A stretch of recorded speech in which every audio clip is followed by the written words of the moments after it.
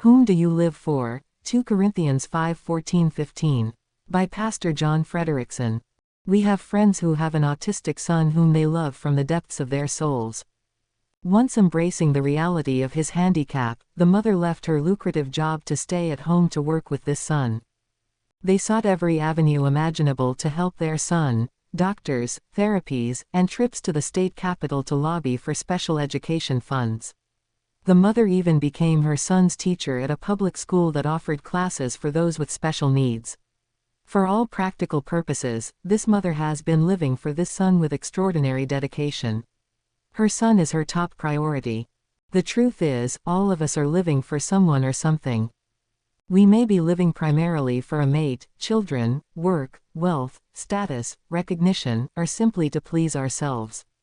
While some of these things are worthy of a measure of dedication, the Lord desires for us to know that there is something for which we should be living with total, unreserved dedication. Using himself as an example, the Apostle Paul said, "For the love of Christ constraineth us, because we thus judge, that if one died for all, then we were all dead in trespasses and sins, and that he died for all, that they which live should not henceforth live unto themselves, but unto him which died for them, and rose again." 2 Corinthians 5:14-15.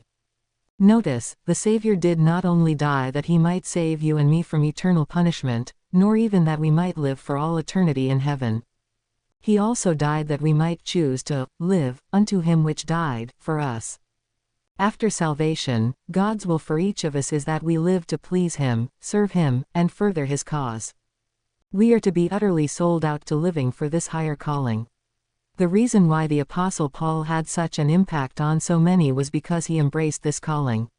That is why he said, "I am crucified with Christ, nevertheless I live, yet not I, but Christ liveth in me, and the life which I now live in the flesh I live by the faith of the Son of God, who loved me, and gave himself for me." Galatians 2:20.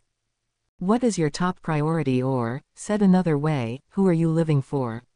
Let's have a family discussion today about this subject and, as a family, put living for Christ at the top of our list of priorities.